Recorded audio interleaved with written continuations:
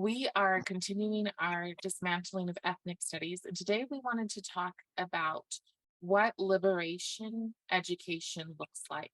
And the thing is that we haven't seen it in K-12 yet, but we have seen disastrous accounts in colleges around the country, starting as early as the 1960s in California. And surprisingly, what we found in what we were looking at today in the ethnic studies was that they got a lot of their inspiration from the 1960s in California. So the first thing I wanted to do was have my friend Lynn, who is a former teacher and also taught a cultural studies department in college, speak first. So go ahead, Lynn. Okay. Carrie asked if I would give an introduction of one of the writers and developers of this particular ethnic studies curriculum, Christine Slater. But I was thinking about this morning, and in order to speak to the present, we have to understand and look at the past. I know that I grew up in California, both North and Southern California, so I've been all over the place there. And I know that we've experienced growing pains as a nation in learning and developing along the way, but that's to our advantage. And I once heard a Black man say, we've made mistakes, but the beauty of America is that we have the freedoms and the ability to change them. And as we've been talking,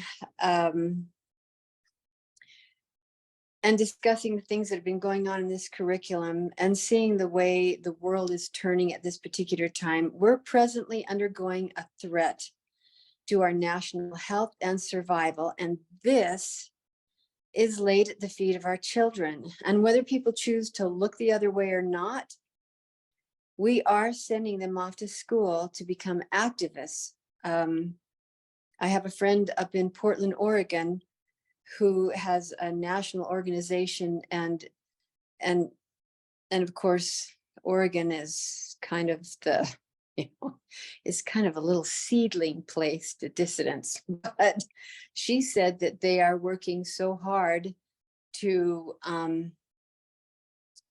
get conservative whites out of the schools so that they can teach what they want to have them learn, just as the population of children, which is really frightening. And like I said before, I grew up in California, and as a little girl, I watched this dissidence. My uncle was a professor at UC Berkeley and Stanford. And so I remember watching the television, and I believe it was in the very beginning of this curriculum where they talked about peaceful rallies. Well, from my experience and looking at the television, watching the news, they were not peaceful. They were very aggravated, and the people around the areas, they felt that repercussion. So knowing that this isn't the case and watching this movement go through the years, in my opinion, I feel that the nation as a whole has been trying so hard and has achieved this wonderful sense of unity in so many areas. Are we all perfect? No, we're not. We all have the ability to rise or fall, but overall, I've seen wonderful things that have taken place and the brotherhood with people. And it's very troubling to me to witness this deliberate attempt to segregate. And we talked about this yesterday. And this curriculum that we're analyzing right now attempts to display a text that sounds lovely and intelligent and compelling. But as we're sitting here breaking it down, it's quite the opposite in nature. Now I'll just go back to addressing Christine Slater. She was born in Oregon. Okay. And she received her degree from the University of Wisconsin. She's taught in the state of Washington and earned her recognition as professor emeritus at California State University, Monterey. She's heralded as a professor and an educational reformer and has written numerous books. If you go online, you'll be amazed at the amount that she has written, but I'm just going to mention a couple. And those, whoever wants to go into the online sources and read, you certainly can do that. But one of her books is called Multicultural Education as Social Activism. Another one is Critical Race Theory and its Critics. Another is White Bread. And so again, like I said before, they're right there online, so you can go in and look and see for yourself what it is that she's going into. Her philosophy is to transform learning in schools across the curriculum and across the nation. And just very quickly, so I don't take up anybody's time, as we've seen the curriculums, the curriculum that we've been looking at, its very nature of construct is divisive. It's been focusing on bigotry, oppression, and misrepresentation, and laying the burden of such claims to white supremacy and capitalism, leaving our white students as a non-ethnic and suppressive part of the world's population, which of course this is very upsetting. I think it's important to also mention that they're also leaving Asians out as well. And that's true. They are leaving the Asians out. This is everything but unifying and healthy. And I just want to mention one thing. Like Carrie said, I, with a Native American girl, developed an ethnic studies program, if you will, but it was in the very beginning, it was an American studies program at the University of Southern Utah. And it was a wonderful experience because my classes were across the board with diversity in students. The whole feeling behind that classroom, the curriculum that was being taught, the activities that we were engaged in was very unifying. We shared each other's differences to the point where we even had, I know, don't laugh at this, we shared recipes. Yes, we did. Okay. And we shared jokes. Yes, we did. And if you were to sit and listen to some of those jokes under the suppression that's happening right now, where you can't open your mouth and say anything, those jokes among all of those students that were of different races that sat in that classroom were hilarious. They were so fun, and there was no ill effects meant. It was just a sharing. And so it opened up a whole perspective to each one of the races that sat there, listened, and participated in that classroom. It was exciting to go to every day because there was a unity in that classroom. There was an understanding in the curriculum that didn't separate us. It bound us together. And it's like we spoke about yesterday, in the fact that our world is becoming much smaller. And there isn't, I would dare to risk saying that there is hardly a family out there that doesn't have some type of interracial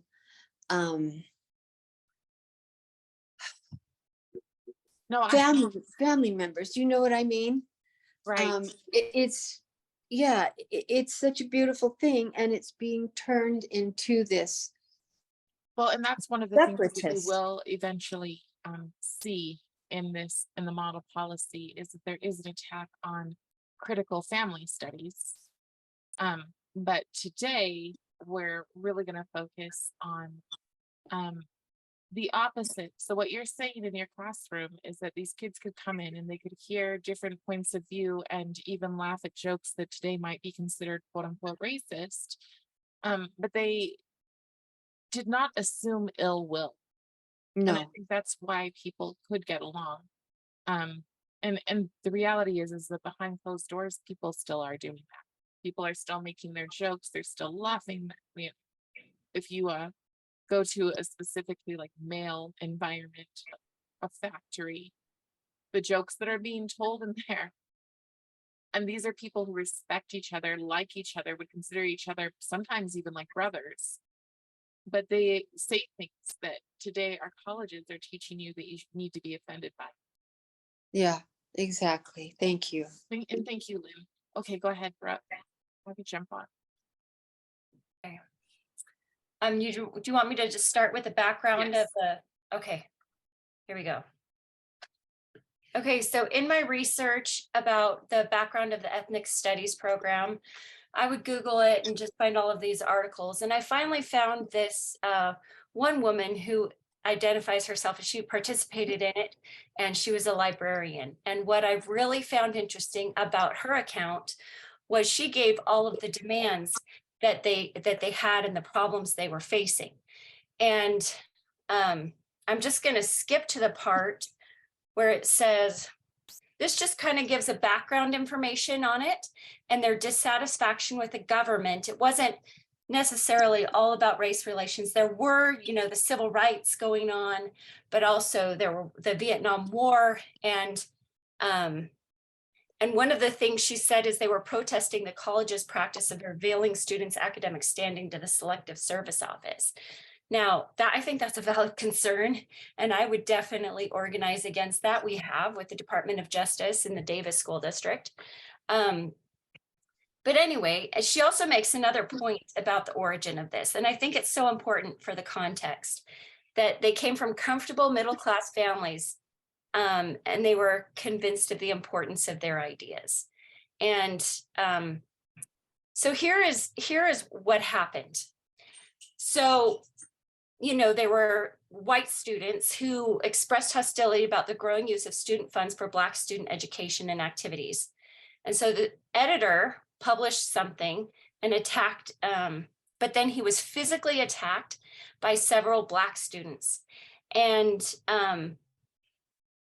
then that's when they started chanting because they wanted him not to have any consequences for the physical attack.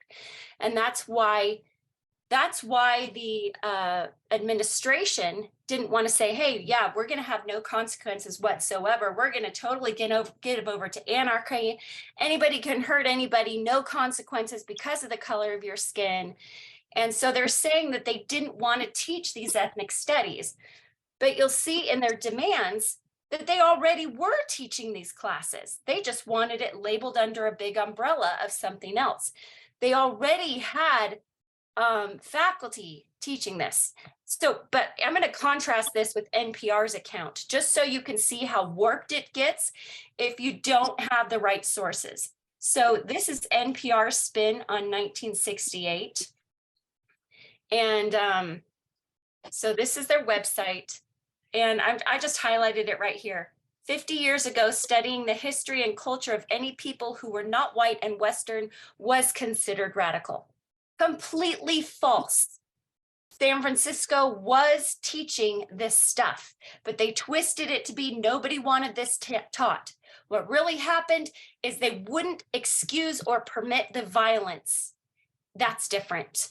So let me just go back to her essay that I highlighted. That's her link, sorry. So anyway, I want to show you the demands to show you how unreasonable they were. And this wasn't about permitting people to study other cultures, which is what people claim it is not. So here's another guy. He was, there was suspension of an English instructor. He was just a graduate student, right? Not even a professor. Graduate student. And at another college, he had stated, we are slaves and the only way to become free is to kill all the slave masters. And then at another college, he said that Black students should bring guns to campus to protect themselves from white racist administrators. And then they forced President Smith to suspend Murray. So suspend a graduate student and who is advocating for violence, advocating for guns. So these are the main two incidents that caused it. Of course, they've spun it differently. Now, the demands that they wanted, there were two, the Black Student Union had demands, and then also the Third World something had demands. So they want all courses to be immediately, instructors receive full-time pay. So if you're a graduate student and you're just teaching one class, they want full-time pay. This is so unreasonable to me. And when you see the videos of them marching on the streets and saying, we want justice, and they're interviewing, they're like, they're not allowing this to be taught. And I'm like, you don't really have an idea what's going on and how sad. Go do your research, before you could form such strong opinions that you're going to go out and actively hate upon people. And consider different sources too. I have other sources in here. But then they wanted all Black students wishing so to be admitted in the fall of 1969. So, okay, what are the logistics about that? Is there enough room? Are they qualified? Have they graduated from high school? And I'm going to show you their settlement things to show you that, they were able to find ways around it. So here's some more demands. Let's see, everyone who applies, non-white students, sorry, I forgot to highlight non-white students, everyone who applies can get in. And their thing was, we don't have the authority. Maybe we don't have the money. We have to protect students, so they're going to sue us. And in fact, when we look at Evergreen, the professor who wasn't protected by the police did sue the university or this college, and he won $500,000 in a settlement because the police did not protect him. And so they're like, we have to protect our teachers and our students. How can we say, yes, you can have violence and we're not going to do anything against them? So they had to go through all this administration. And then one of their administrators was a Japanese administrator. They already had a Spanish speaking person on one of the intake applications there. So they had a diverse, from what I could tell or what I read, representation in leadership. So here is the demands, and here's where some of the settlement happened. So I like that they said all instructors employed full-time will receive full-time pay. I'm like, yeah, that's sensible. If you're full-time, you get full-time pay. Here's another one. He said they wanted all Black students to be admitted in the fall of 1969, approximately 500 qualified non-white students. So they said, yeah, you have to pass the test, you have to have the grades. I'm like, that sounds good to me. Don't change the qualifications, still keep up the level that you need to in a college atmosphere. So anyway, so how they paint this is so different from what it is. So here's the other one. It says, students charged with violent acts shall, if found guilty by the hearing panel, receive a penalty of not more than one suspension. So they're trying to work with these students who are just raging. And what I finally got out of it, let me just see where it is. I can't see my thing, but this was the lady's summary, and she was kind of for this movement. This is her summary of the whole situation. The idea that students and faculty could express their thoughts and somehow change a society that had become unwieldy and rigid, ponderous and oppressive. Now, I want to just flip it and say, they can show that force and yelling and violence can change the whole society. You can force people to do anything if you're violent enough, right? To me, that's what it proved. And it's pretty scary because it's happening all over. I went online and I got the video of Evergreen to show. This is Brett Weinstein, who considers himself a progressive, who did attend when he was not supposed to attend because no whites were supposed to go on campus that day. And he's the one who sued and got $500,000 because the police were not allowed to come in and protect him. So really, we have to protect individuals for their right to say their speech. And he never said anything that was racist, according to him. And even people who looked at it But the mob mentality of wanting to fight against this it's a witch hunt. It's a modern day witch hunt where there's not the evidence to prove but it gives people satisfaction that somebody was burned at the stake. Yeah. And we have to be more intelligent and do more research than that. So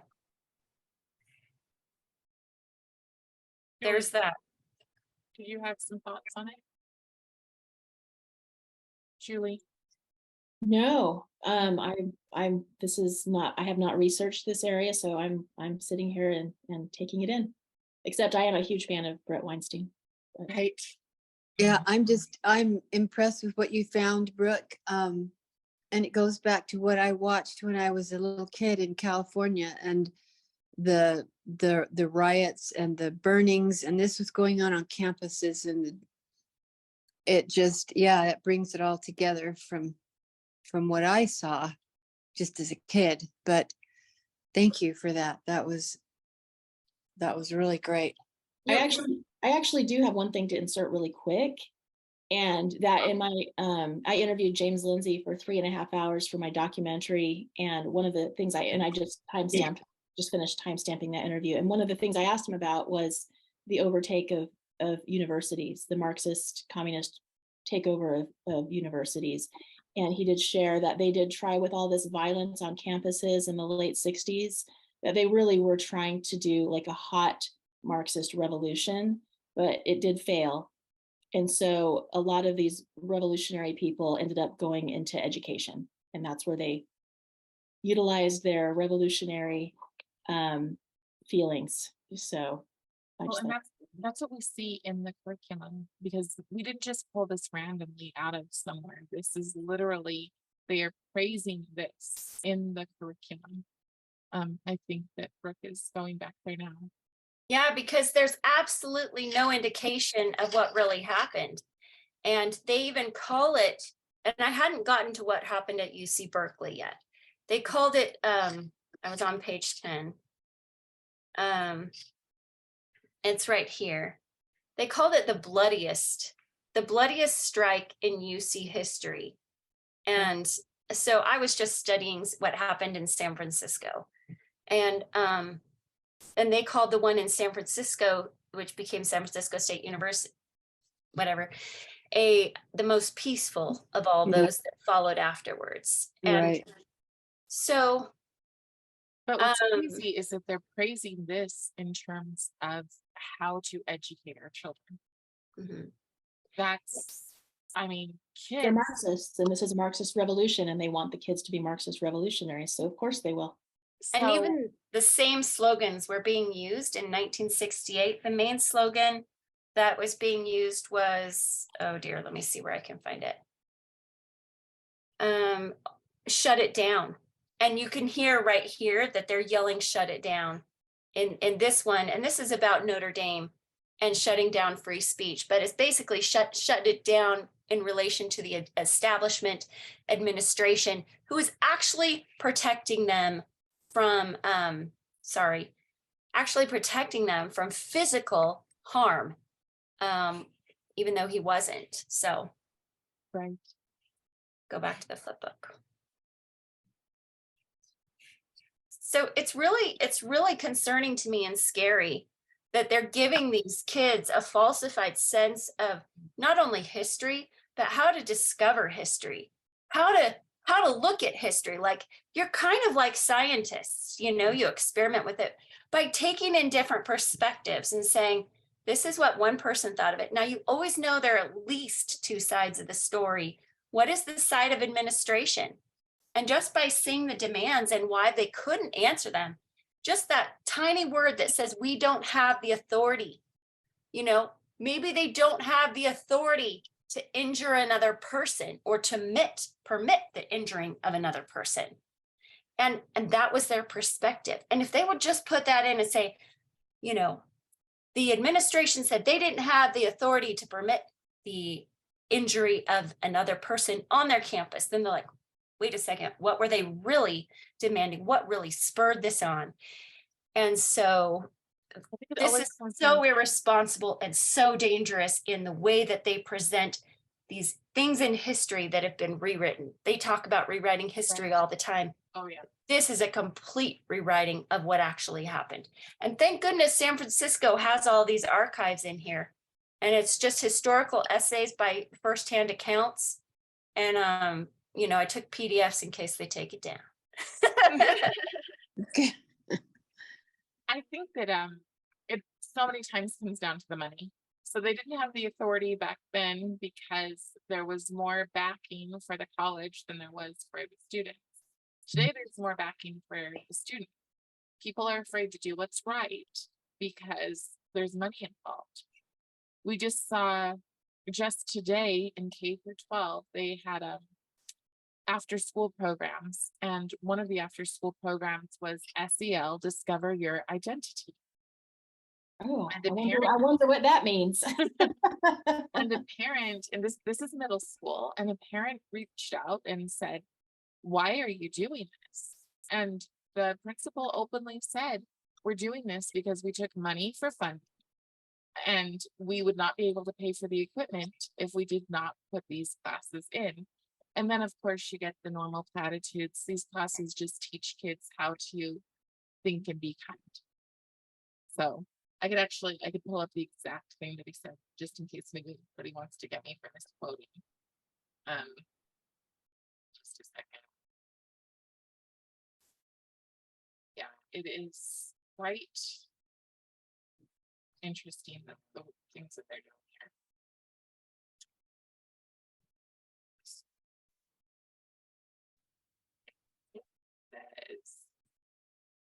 In order for the equipment, snacks, and club advisors, or in order to pay the equipment, snacks, and club advisors, etc., we must fulfill the certain grant requirements. Part of that includes lesson plans from the state, like social and emotional learning and SMART, which encourage positive behavior and thinking. We need to think about what positive behavior means, because we used to have this common thread that positive behavior was simply being genuinely kind and courteous towards one another. That is not what positive behavior means through social and emotional learning. It means that we have the right attitudes, often attitudes that mean that we need to reject our own personal identity, especially in religious viewpoints. But in other ways too, there are things that we can do to that somebody else might find offensive. So remove religion.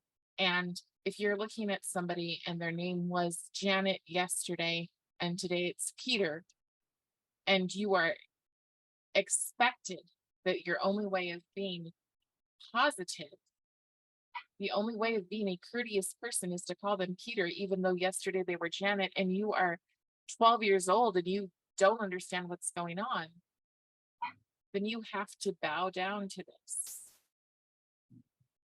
That's extremely concerning. And the people that we're bowing down to are the people who are lying about what's happened in history.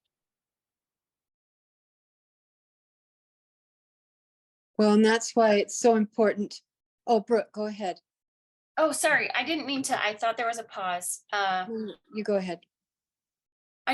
You said they're lying to you, and this is just a second account of putting intentions when you can't determine intentions. And this was they said there was prejudgment and there was a physical confrontation. So the first guy published porn about an athletic department faculty, and they said, how come you forgave him, but these guys punched him up, beat him up, and you didn't forgive them? And they said, because you're racist. Well, the first one, there was no physical harm done, but the second one, there was. And so there's all this name calling put in about his actions were racist. And you can even hear it in this woman's narrative. She says, so I believed it and I stood up for it. And you can see all the people who believed it and are marching. And that's what's scary is this picture right here of all the people who are believing a false narrative. And like Julie says, because of their empathy, preying on our empathy. Sorry, you could go back to your thing. Lynn. No, it's okay. That was very well said. I'll I'll interject in a second. Just go ahead. Okay. Um, that's basically, you know, this whole movement is a repeat of history. And the more we understand what happened, and I like to go back and say, well, what could have been done to change what happened at San Francisco State? And we have to change the narrative. We have to explain what really happened and show these accounts, which is what we're doing right now. We're trying to get to as many people as possible to say, come look at the truth. And it was written by people who supported the movement even. These are the demands that they had. And this is what is at the foundation of this ethnic studies program right now. It's not the ability to teach about other cultures. It's the ability to use violence and call names. Well, Well, what it comes down to is a condition called post-traumatic slave syndrome. And that's apparently a real thing. At least there's a book about it. But what it comes down to is people who believe from the cradle that they are oppressed. And because they're oppressed, they're almost righteous in their oppression. So because of that, nothing that these people, which is not every Black person, obviously, but nothing that these people who believe that they're oppressed do can be faulted. So it started off with African Americans, and a lot of them are now heading up our education, heading up our legal systems. And these are people who you cannot have those conversations with, which in my experience has meant avoid, avoid is stay as far away from that crowd as possible. The problem is that we can't now because they now have power. And remember that there is no truth but power comment from the other day.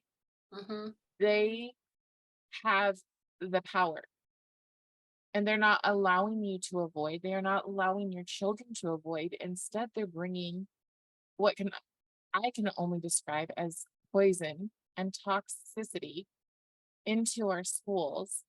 And basically, I don't mean to be hyperbolic here, but the only term I can think of is masochistic. There's so much hatred and there's so much resentment and jealousy that it's like, well, I'm mentally miserable because I've been miserable my entire life. And now I want everyone else to be as miserable as me. well, Harry, you're looking at the educational system. I mean, that's what we're looking at right now, and that is a very huge monster.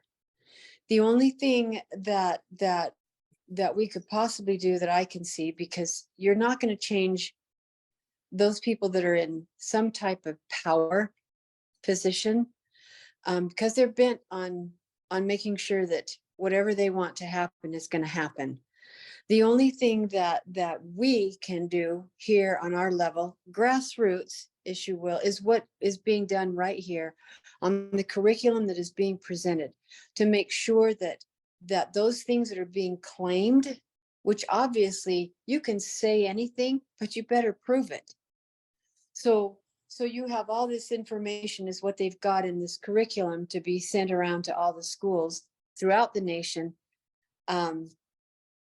And so the holes need to be found as to their weakest point of conversation. They have no statistics. They have only verbal claims. And what I've been hearing here today, and from my experience living in California as a kid, their claims are they're anything but valid.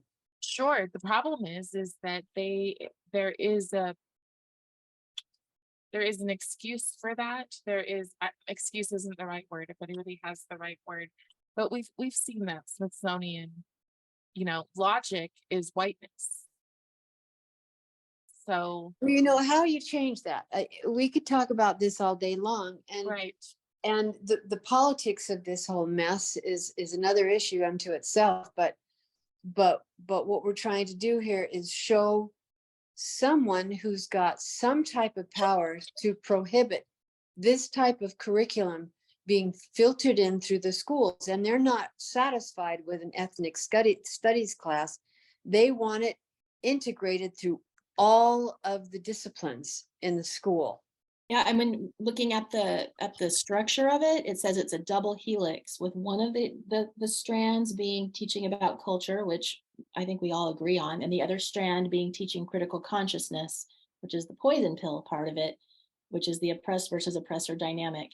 And we did have a president at one time that did ban, there was an executive order to ban the teaching of critical race theory in the schools, but that was reversed pretty soon afterwards. And as long as, yeah, but I mean, we have to do what we can to get this out and or prevent it from taking hold in our states where we live. Julie, can you, what page is that on about the double helix? I believe it was page 15. Because there's a part right before it that I think is important that we hit. It was right before. Yeah, double helix. Double helix. So right before it, they present this beautiful way that we should be learning. Right. And it sounds wonderful, right? Competing perspectives and narratives, and encourage them to form their own opinions. Yeah. Care should be taken to ensure that teachers present topics with multiple points of view and represent diverse stories and opinions within those groups, staying within the realm of inclusion and humanizing, of course. So the diverse opinions, but not those who disagree. Yes, or not even the administration, inclusive of only these voices and not the other side, just our side. Exactly. So, people who are short and people who are tall and people who are skinny and people who are fat, as long as they all think the exact same way. Right. So, teaching resources represent a range of different perspectives. Lessons are structured so students examine materials from multiple perspectives and come to their own conclusions. And then we get to the double helix. So you only can come to your own conclusions if they are within their idea of what's acceptable. That is, I just think that's extremely telling. Cultivate empathy. Oh, go ahead. Yes. Oh, when you're done, I have a question for you. Sure. Just the cultivating empathy. Again, empathy, when they say it, I interviewed a man, Alvin Louis, and he does Courage is a Habit. And when they say cultivate empathy, we think, oh, put yourself in someone else's shoes. But they have a very different definition of many of these words. Go ahead, Brooke. I just like part of combating this whole thing is teaching our kids how to research. And the thing I struggled most with was I didn't know how to research these people and why they were named. I don't know what their contributions were and how it would make a difference in what is right before my eyes. And so just knowing who they are, they celebrate things and leave out other things for the heroes of communism or whatever it is. And so I wondered if you knew any of these people or had any background information and what sources you go to find that, because searching on the internet may not be what it once was, and finding access to these documents. Julie, I know you have experience with this, didn't you say once that your documentation no longer pulls up on a Google search where you got it before? That happens all the time. Yeah. All the time. And apparently Google only gives you now the first 100 things for any search term, and they carefully curate what those 100 things are, and they don't do anything beyond that. So yeah, information is being disappeared from the internet. But as far as like those names of people, the one that I recognize is W.E.B. Du Bois, and I believe he's one of the forerunners of critical race theory. Okay. So Carter G. Woodson would be considered a conservative by today's standards. He did create Black History Month, but he really truly was about Black excellence and rising above, and so many things he said, like never be beholden to one political party who says that they will give you what you want. So, it's interesting that he's on the list, but the thing is that if you pick and choose, very similar to Martin Luther King, if you pick and choose, you can find things about Martin Luther King that make him lean Marxist. And then there are people who will say, no, he was a Christian minister, so this is where he stood. But if you pick and choose, you can find things about most of these people that would appeal. Remember, when they brought out social and emotional learning, their campaign was how to sell SEL to parents. So all of these things that you see when you're just quickly looking and you don't take the time to do a deep dive, you can go, oh, that sounds good to me, until you see words like Chiconics and Latinx. And, there's, like I've said before, many Hispanic people or people of Latin American or Latin heritage who think that is weird. They just do.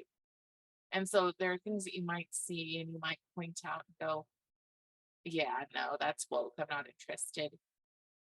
But they do put a lot, they lace it a lot. If you just read the paragraph before and didn't read the paragraph afterwards from the double helix, you might go, there's nothing wrong with this. It sounds wonderful. Yeah. Yeah, I think knowing who these people are, I mean, I remember a book we were studying called Lies My Teacher Told Me. It was in the Graduate College of Education. And I was like, oh my gosh, Lincoln did this and this. And I really had to reconcile that our heroes are imperfect and that our villains have good things about them too. And that should make us more prone to give grace to people and to take the good things that come instead of vilify them. Because if we really buy into vilifying and holding people accountable for all of this stuff, there would be no one left standing. And we wouldn't want to stand either because we'd be too afraid because we know we're imperfect. And so this whole culture of vilifying and praising and whatever, it's like, yeah, these are the contributions and they still stand even if they biffed it, or yeah, they did something wrong. Like, I still believe that all the good that Martin Luther King did, even if he did X, Y, and Z, that good is still there and still existent in our society today. And so it doesn't nullify the contributions because you're imperfect.